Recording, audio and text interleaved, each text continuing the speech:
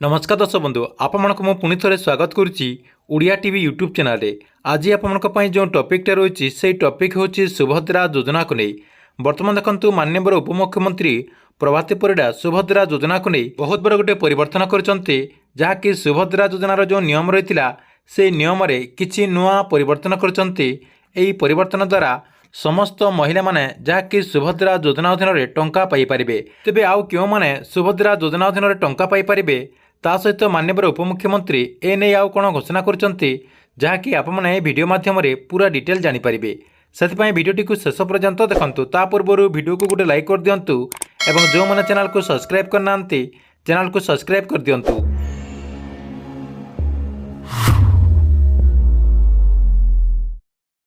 एने न्यूज रे मध्य अपडेट आसी जहाँकि आपने ये स्क्रीन माध्यम देखिपारे सुभद्रा योजना को नहीं आसला पुणी बड़ घोषणा परिवार प्रत्येक महिला को मिल सुभद्रा योजनार टंका जहाँकि सुभद्रा योजना को नहीं पुणी बहुत बड़ गोटे घोषणा करा जायछि। परिवार प्रत्येक महिला को मिल सुभद्रा योजना अधीन टंका एने माननीय उपमुख्यमंत्री प्रभाती परिड़ा सूचना देइछंती। एठी आपनक मनरे प्रश्न उठुथिबो आउ केउ माने सुभद्रा योजना अधीन टंका पाइपारे। देखंतु काली विधानसभा उपमुख्यमंत्री प्रभाती परिड़ा सुभद्रा योजनार जो नियम रही नियम किछि नुआ परिवर्तन करछंती। आगरो जहाँकि नियम रही परिवार गोटे महिला को जहाँकि सुभद्रा योजना अधीन टंका दिज्व एवं किंतु से नियम किछि परिवर्तन होइछि।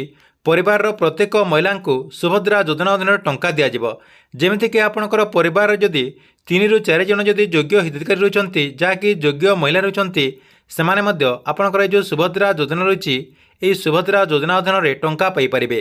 सेमतिक आपणकर जो विधवा महिला रही जो मैंने आगरू विधवा भत्ता पाँच से आपणकर जो सुभद्रा योजना रही सुभद्रा योजना अधीन टंका पाइपारे। या सहित झील मानक योजन सामिल कर जहाँकि से छात्रवृत्ति पाउथिले यही जो सुभद्रा योजना रही सुभद्रा योजना अधीन टंका पाइपारे। आगरू जहाँकि नियम रही जो मैंने छात्रवृत्ति पाउथिबे से आपणकर जो सुभद्रा योजना रही सुभद्रा योजन टंका पाइपारे बोली अपडेट थिला।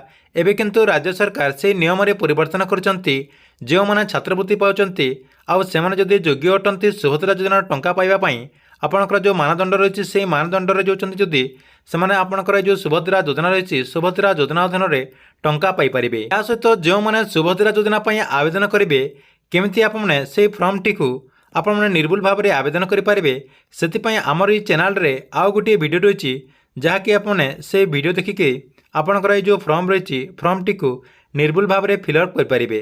ता सहित यही फॉर्म टी को आपने केमिति डाउनलोड करेंगे आपड़ से वीडियो माध्यम पूरा डिटेल जानीपारे।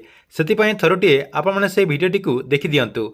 ठीक अच्छे ये आपंपाई सुभद्रा योजना को नहीं बहुत बड़ा गोटे अपडेट। आप वीडियो केमती लगे कमेंट बॉक्स में निश्चय गोटे कमेंट करूँ।